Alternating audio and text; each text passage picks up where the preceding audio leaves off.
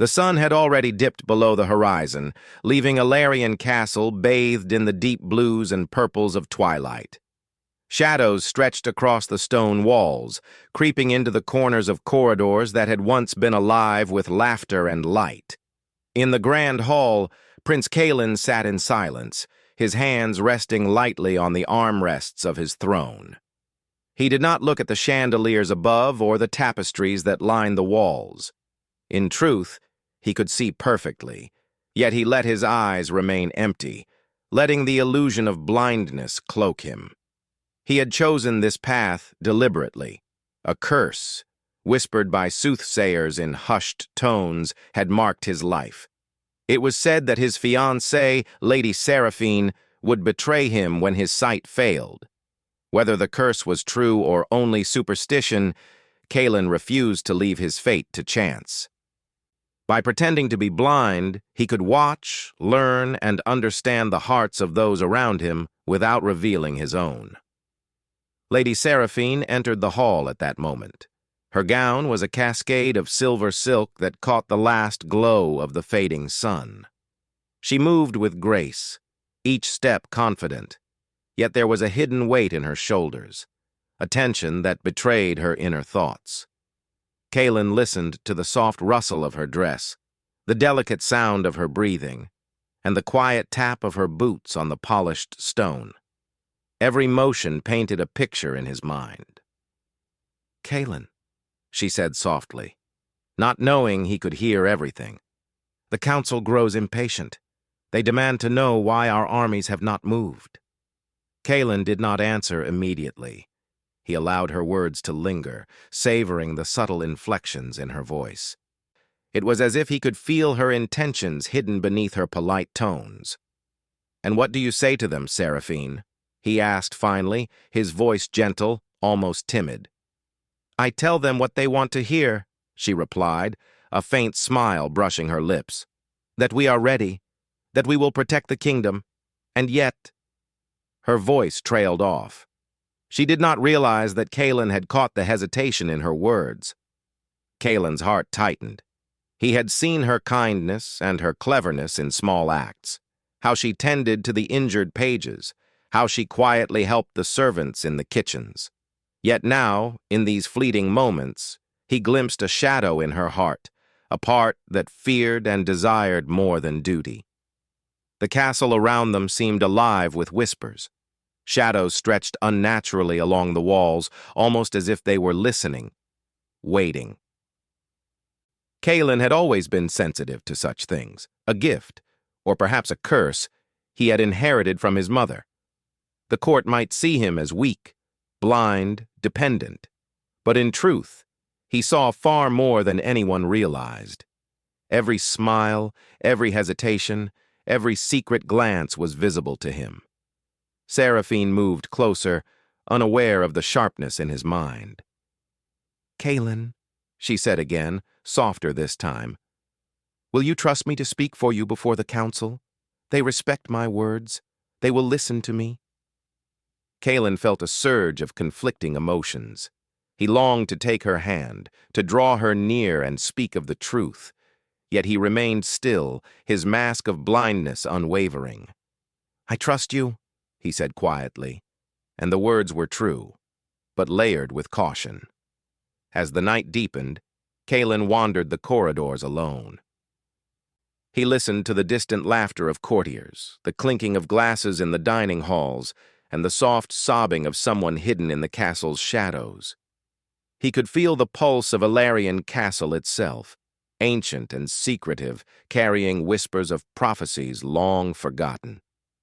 In the inner garden, the moonlight spilled over the fountain, glinting on the still water.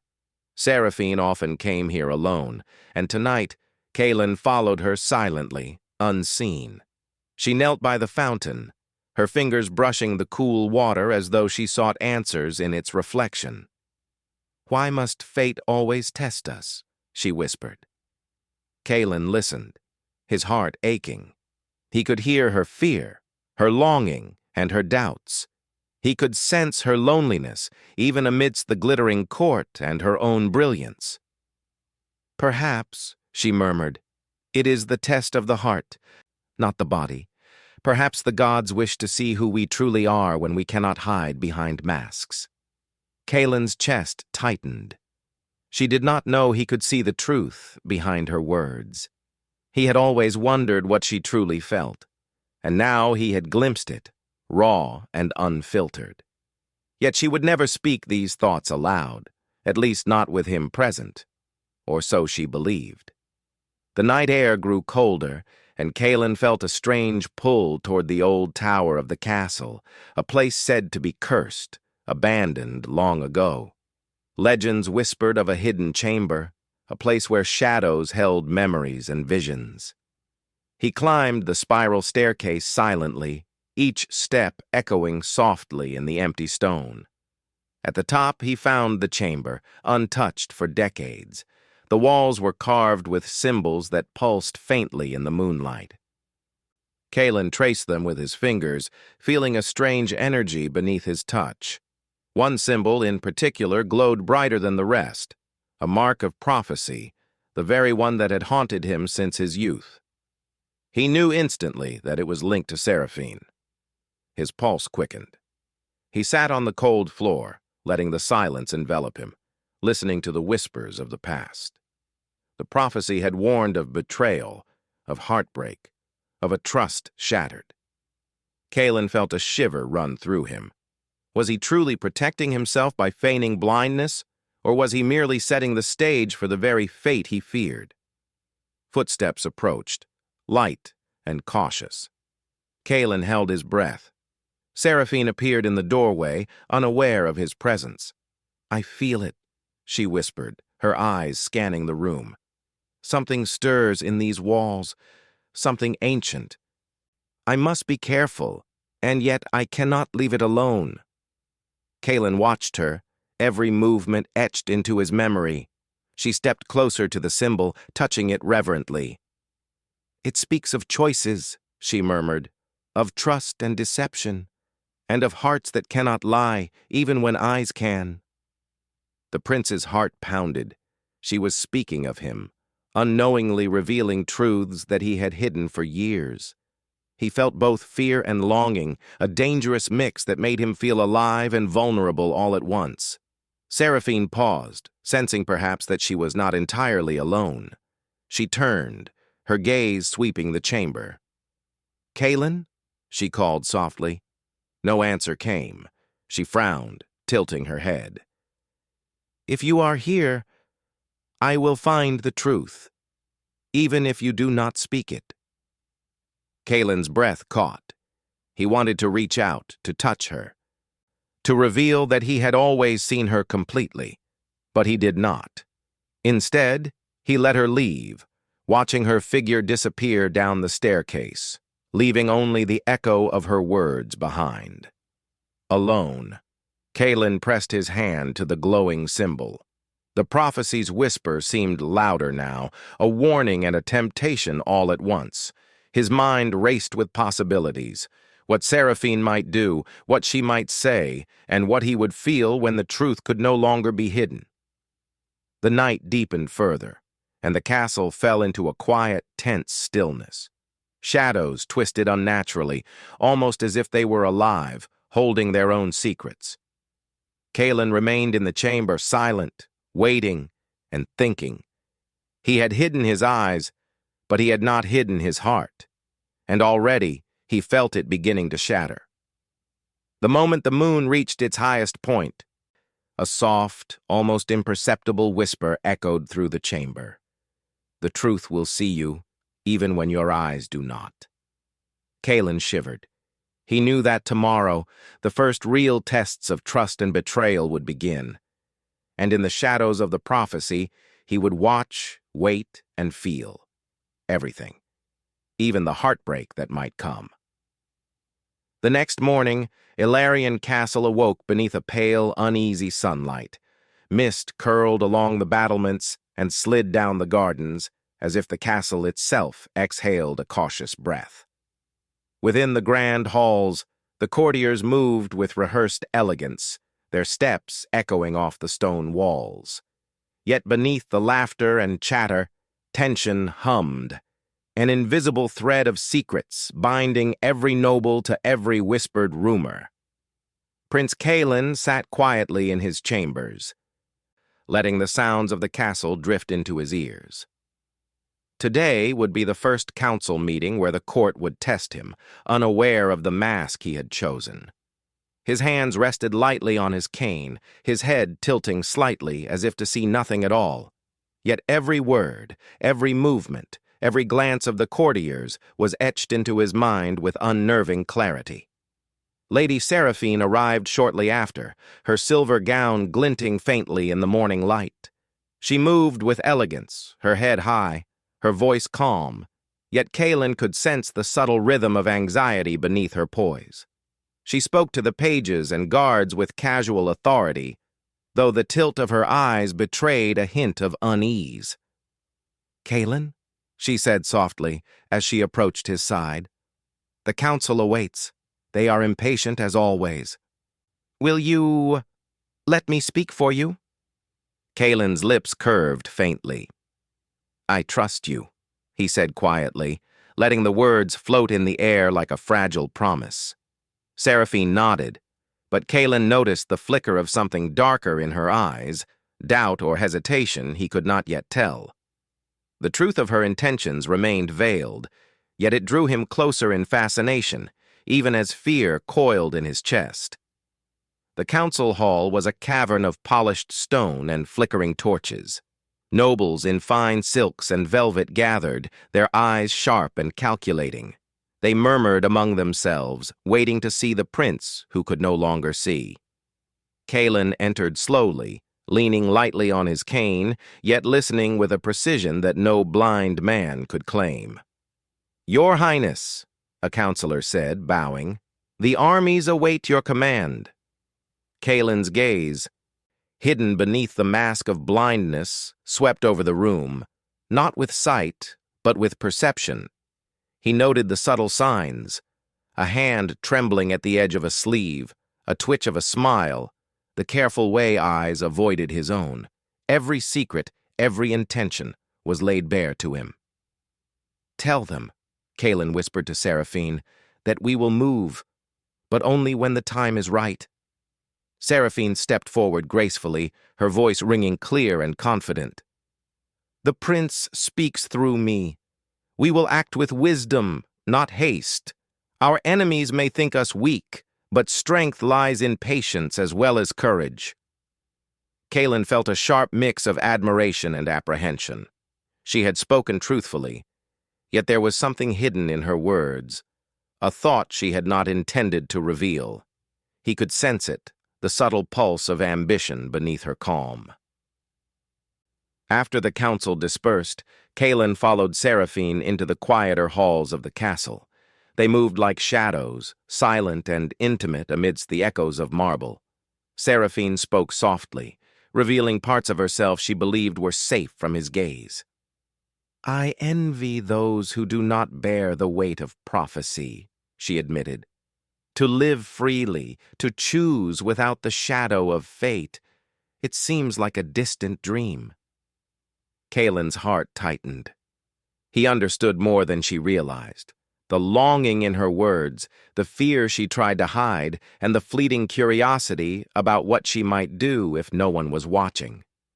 He had always watched her carefully, learning the rhythms of her heart, yet the vulnerability in her voice cut deeper than any deceit could. She paused, her gaze drifting to the window. Outside, the morning sun glinted off the moat, sending fractured reflections across the walls. "Do you ever wonder," she whispered, "if even love is controlled by fate? If the hearts that beat most fiercely are merely puppets of prophecy?" Calen's chest ached. He wanted to tell her that fate could bend, that love was stronger than any curse. Yet he remained silent. Instead, he let the words settle, observing her reaction to the empty room, watching the flicker of thought in her eyes. The days that followed were filled with subtle tests. Calen watched as Seraphine interacted with the court. She was clever, graceful, and commanding, but she also made mistakes, small moments of honesty that revealed her true heart. He noted the way she smiled at the servants, how her hand lingered over the wounded or sick, and how her eyes softened when no one was looking. Yet there were shadows in her heart as well. She whispered doubts to herself, moments of frustration when the pressures of the court pressed too heavily. Kaelin listened to every word, every sigh, every pause. He began to understand the delicate balance of light and darkness within her, and it both terrified and captivated him. One evening, the castle gardens were quiet under the silver glow of the moon. Seraphine wandered among the hedges, her fingers brushing the leaves as if seeking guidance from nature itself. Kaelin followed at a distance, letting the silence of the night speak between them. "I sometimes fear," Seraphine whispered, "that my choices will bring ruin, that my actions, no matter how well-intentioned, will only lead to heartbreak." Kaelin's heart thumped violently. He knew she spoke of him, of the fragile trust they shared. He could feel her fear as if it were his own, the weight of expectation pressing down on her shoulders. And yet, he also sensed her strength, the courage she carried quietly, even as doubt shadowed her every step. A sudden movement drew his attention, a shadow slipping along the castle wall. Kaelin's senses sharpened, alert to every sound, every whisper. He recognized the figure, a rival prince, one who had long sought to exploit the prophecy for his own gain. Kaelin's blood ran cold, but his expression remained calm. He knew he could not reveal his awareness just yet. The game of trust and deception had only just begun. That night, Seraphine returned to the chamber where Kaelin awaited, her face pale and thoughtful. "I feel as though the castle itself watches me," she admitted. "And perhaps it does. I sense secrets in every corner, shadows that whisper truths we are not ready to hear." Kaelin's heart ached with both longing and dread. He wanted to reach for her, to take her hand and show her that he had always seen, always known. But he stayed silent, observing the subtle tremor in her fingers, the quiver in her lips, and the way her eyes darted nervously across the room. In the quiet of the night, a soft rustling echoed from the outer corridor. Kaelin's senses sharpened.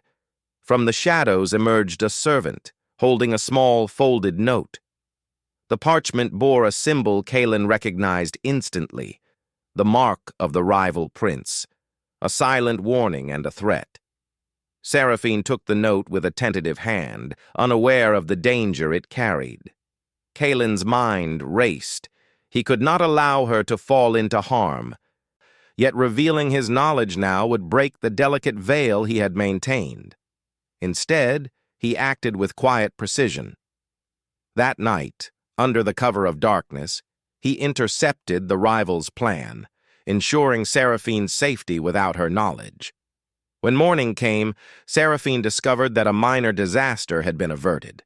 She spoke of it with wonder and relief, never suspecting the silent figure who had saved her life. Kaelin, watching from the shadows, felt a bitter twist of emotion. Pride mingled with frustration, and longing tangled with the ache of unspoken truth. Even as the castle breathed with the first light of day, Kaelin knew that the game of trust and prophecy was far from over. Seraphine's actions, her secrets, and her heart were now entwined with fate in ways neither of them fully understood. And as the shadows shifted in the corners of the halls, he sensed that the first true test of loyalty, love, and betrayal was only hours away. The prophecy's whisper returned to him in the silence of his chambers. The heart that sees without eyes will judge the soul that hides in shadows. Kaelin's fingers brushed the cane he carried, his breath steady despite the storm of emotion within. He had hidden his sight to protect himself, yet he realized now that he had also revealed more than he intended. He had revealed the depths of his heart. And in the delicate dance between trust and deception, the first fracture was forming, threatening to shatter the fragile bond he had with Seraphine. Days passed in Alarian Castle, yet the tension between Prince Calen and Lady Seraphine grew with every quiet step, every whispered conversation, and every unspoken thought. Calen's feigned blindness had allowed him to observe, to understand, and to guard Seraphine from danger she could not see. But the deeper he delved into the truth of her heart, the more fragile his own trust became. This morning, the castle felt unusually still. The courtiers' chatter had quieted, replaced by the soft rustle of robes and the distant cawing of crows perched on the battlements. Calen sat in the sunlit chamber, pretending to read a book while listening intently to the sounds of the world around him. Every footstep, every brush of fabric, every whispered breath was a story he could read, except the story in Seraphine's heart, which remained only partially revealed. Seraphine entered with her usual grace, carrying herself with a quiet confidence. Yet Calen noticed the subtle tremor in her hands, the brief hesitation before she met his gaze. She believed he could not see her, yet her every move betrayed a mix of caution and desire, loyalty and fear. "Calen," she said softly, placing a delicate hand on the edge of the table. "I have spoken with the council again. They push for action. They speak of alliances, of treaties, of moving the armies against the rival prince. And yet—" She trailed off, glancing toward the window as if seeking guidance from the sky. Calen's heart tightened. The word "yet" always carried weight with her. It signaled hidden thoughts, intentions unspoken. "What troubles you, Seraphine?" he asked, his voice calm yet threaded with curiosity and caution. She hesitated, biting her lower lip. I worry that my decisions may bring harm, that in trying to protect the kingdom, I may betray someone I care for most." Her words hung in the air, and Calen felt a pang of both fear and longing. Could she truly be speaking of him? Of the secret bond between them, one that she believed was safe from revelation? The castle seemed to hold its breath as Seraphine stepped closer. "I sometimes wonder," she continued, "if love itself is a kind of shadow, moving quietly between truth and deception. Can one heart trust another when masks are worn, even by those we hold most dear?" Calen's chest ached. He wanted to reach for her, to tell her that he had seen every truth she had tried to hide. But he remained still, silent, allowing her words to flow freely while he weighed the delicate balance of trust and betrayal. That night, the rival prince made his move. A messenger slipped into the castle under cover of darkness, carrying a sealed letter meant for Seraphine. The message contained a plan to betray Calen, to manipulate Seraphine into choosing the wrong side, all to claim the throne. Calen, as always, intercepted the letter, but this time he chose not to intervene immediately. He wanted to see Seraphine's heart, to witness her decision when faced with temptation and fear.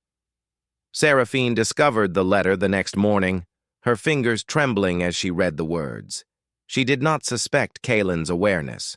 Her face shifted through a storm of emotions, confusion, fear, and finally, resolve. She made a choice she believed was right for the kingdom, unaware that her actions were about to shatter the fragile trust Calen had built. Calen followed her at a distance as she prepared to deliver a council report influenced by the rival prince's plan. His heart thudded painfully in his chest. Every instinct screamed for him to stop her, to intervene, to reveal the truth, but he remained silent. He wanted to understand, to see the depths of her loyalty, to witness whether love or ambition would guide her hand. In the council chamber, Seraphine stood before the nobles, her voice steady yet tinged with uncertainty. She outlined a plan that favored the rival prince's interests, believing it would protect the kingdom from immediate conflict. Calen listened, his hands clenched at his sides. Every word she spoke was precise, calculated, and yet unaware of the deeper consequences. The court murmured with approval, yet Kalen's heart sank. The betrayal was not malicious. Seraphine had acted out of fear and care. But to him, it felt like a fracture in the foundation of trust he had so carefully nurtured. After the meeting, Seraphine retreated to the castle gardens, unaware that Kalen followed silently. She sank to her knees by the fountain, her reflection rippling in the moonlit water. "I only wanted to protect him," she whispered, her voice trembling. "I only wanted to do what was right. Yet I fear that in choosing this path, I have caused more harm than good." Kalen's throat tightened. He wanted to speak, to tell her that he had seen, that he had understood her intentions from the start. But he stayed in the shadows, letting her guilt and sorrow unfold before him. As the night deepened, Kalen wandered the corridors of the castle, reflecting on the prophecy and the growing distance between them. The shadows seemed to twist and stretch unnaturally, as if the castle itself mourned the fragile trust that was beginning to crack. He realized that Seraphine's actions, though not meant to harm him, had placed them both in danger, emotionally and politically. The rival prince's influence grew stronger, and whispers of betrayal moved through the halls like a chill wind. Kalen knew that the next steps would test Seraphine in ways neither of them could yet imagine. Her heart, her loyalty, and her love would be pushed to their limits. And Kalen, too, would face a choice, whether to confront her immediately or continue the silent observation that had brought them this far. In the quiet of the inner garden, Kalen finally allowed himself to speak, though not aloud. His thoughts were a mixture of pain and longing. "She is not unfaithful. She does not wish to betray me. Yet her choices, even made with care, fracture my heart. How can I forgive her, even as I long to hold her?" Meanwhile, Seraphine stared into the fountain, her reflection fragmented by the gentle ripples. "I must be careful," she whispered. "I must protect him, even if he cannot see. And yet, I fear that my efforts may only bring sorrow." Her words were a prayer, a plea, and a confession all at once. The night air carried a faint whisper, almost imperceptible. "The heart that hides truth will face the pain it cannot avoid." Kalen shivered, knowing the prophecy's shadow was growing heavier. The delicate balance of trust and betrayal was tipping, and the first true shattering of their hearts was at hand. Kalen watched Seraphine rise, brushing her hands on her gown as if to shake off the weight of her fears. He felt an ache that was both unbearable and beautiful, a pain born of love, longing, and the silent witness of her heart. He wanted to reach for her, to speak, to reveal that he had always seen, always known. But he remained hidden, allowing the night to keep its secrets. Suddenly, a noise echoed from the castle walls, a signal, faint yet urgent. The rival prince had made his next move, a threat that would endanger Seraphine if left unchecked. Kalen's senses sharpened. He knew he had to act, yet the timing had to be precise. One wrong move could destroy everything.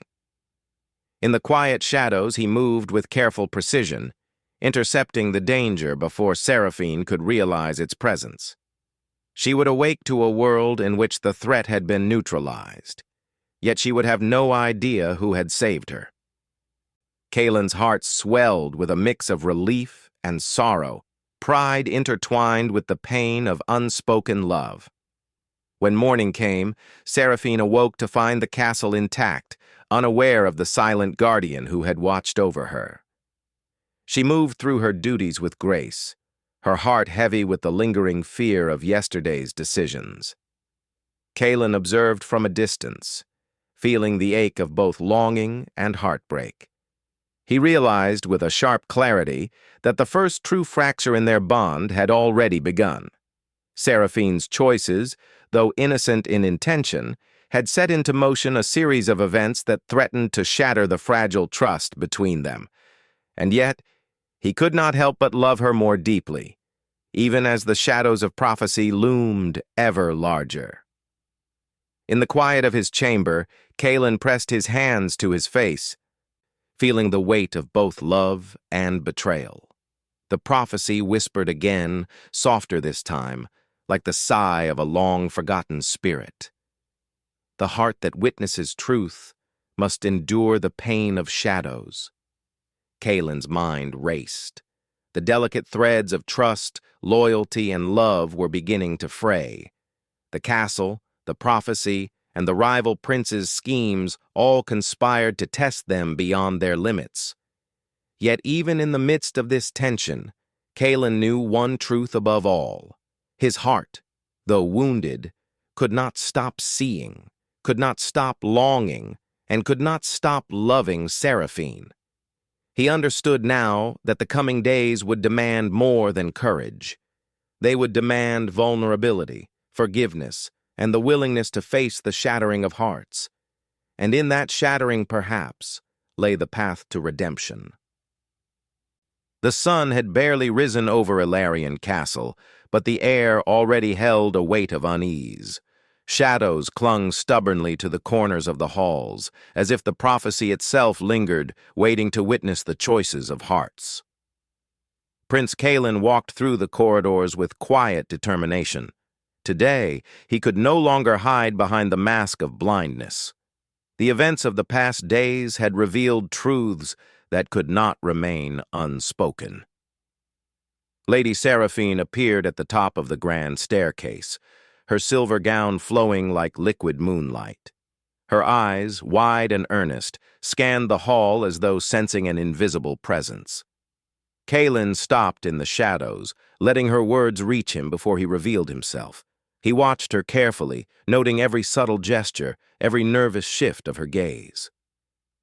"Kalen," she whispered, almost to herself, "I have done everything I believe to be right, yet the weight of my choices presses heavier than I imagined." He stepped forward, his presence finally undeniable. Seraphine's breath caught, and her eyes widened in surprise. You can see?" she asked, a tremor in her voice. Kalen nodded, the faintest shadow of a smile on his lips. "I have always seen, Seraphine. Every word, every action, every thought you believed hidden from me." Seraphine's hands trembled as she clutched the railing. Her heart pounded with a mixture of fear, relief, and guilt. I thought you could not see. I did what I believed was necessary to protect you and the kingdom." Kalen felt the weight of her words, the truth behind them, and the pain they had unintentionally caused. He moved closer, yet kept a deliberate distance. "I know," he said quietly. "I understand your intentions, even if the choices you made frightened me. But you must understand as well, the actions we take, even with good intent, carry consequences. Trust is fragile, and mine has been tested."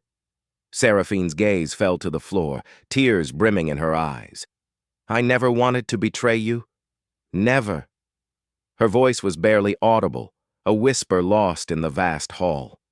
Kalen took a step closer, reaching for her hand, but hesitated. He needed to see her willingness to meet him halfway, to step into the truth with him. "Then let us face the truth together," he said softly. "No more masks, no more secrets. The prophecy has shaped our path, but we still have the power to choose our hearts." The rival prince's threat had not disappeared. His machinations still lingered, twisting through the court like a shadow. Kalen knew that before they could embrace a future together, they had to confront the danger and restore order to their kingdom. Seraphine straightened, determination slowly replacing fear. "Then we must act," she said, her voice steady and resolute. "Together." Kalen nodded. They moved through the castle with purpose, their combined presence commanding attention.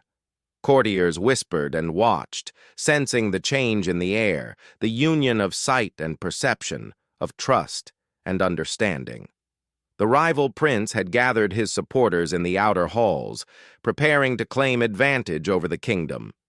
Kaelin and Seraphine entered together, their steps synchronized, their hearts aligned. Every eye in the room turned toward them, yet none could pierce the strength of their bond. Kaelin spoke first, his voice clear and unwavering. "Your schemes end here. The kingdom does not belong to those who deceive. It belongs to those who serve with courage and truth." Seraphine's presence reinforced his words. She added, "And those who hide behind shadows will find that the light of truth exposes every deceit." The rival prince faltered, the confidence in his eyes faltering as the unity between Kaelin and Seraphine became undeniable. The courtiers shifted uneasily, realizing that the prophecy had not been a weapon against them, but a test of character. The power of love, loyalty, and courage shone brighter than fear or manipulation. Kaelin stepped forward, removing the final barriers of distance and fear. "Seraphine," he said, his voice low and intimate, "you acted from care, even when you did not realize I saw. I have witnessed your heart, your struggles, your doubts, and I have not turned from them." Seraphine's eyes glistened with tears, but they were tears of relief and hope. "Kaelin, I was afraid that my actions, though meant to protect, would only bring harm, afraid that you would never forgive me." Kaelin reached for her hand, this time without hesitation. "There is nothing to forgive," he said softly. "Only a path forward, together. We are stronger when we face truth, not when we hide from it." The rival prince, realizing his schemes were collapsing, tried one final move, but Kaelin's keen perception anticipated it. With Seraphine at his side, they moved with precision and authority, neutralizing the threat without unnecessary violence. The rival prince fled, leaving the castle and the kingdom safe under the guidance of Kaelin and Seraphine. As the sun set over Ilarion Castle, the golden light touched the towers and walls, casting long shadows that no longer threatened but welcomed. Kaelin and Seraphine stood together in the gardens, their hands entwined, hearts aligned, and minds finally free from the weight of secrecy. Seraphine looked up at Kaelin, her voice soft, almost reverent. "I was so afraid of losing you, even when you were near." Kaelin brushed a strand of silver hair from her face, his gaze steady and tender. "You never lost me. Even when you doubted, I understood.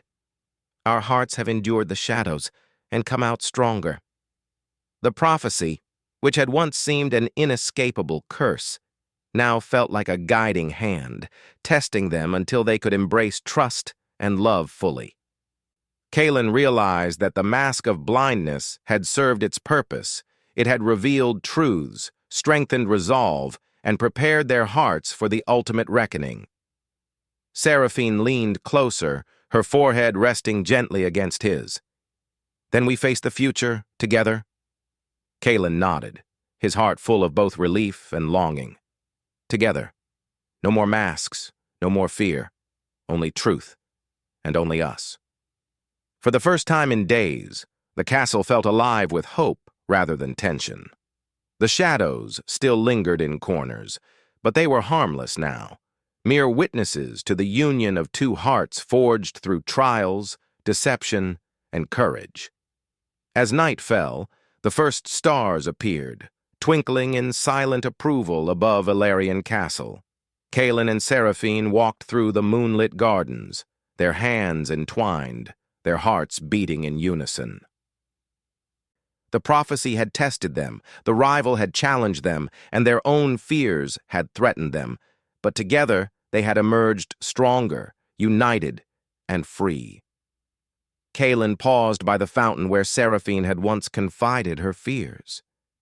"The heart that sees without eyes," he whispered, echoing the words of the prophecy, "can endure all shadows and still find its way to love." Seraphine smiled, tears glinting like diamonds in the moonlight. "Then we shall endure, she said softly, "and we shall love, beyond shadows and fear." The castle, bathed in the quiet silver glow of night, seemed to sigh in contentment.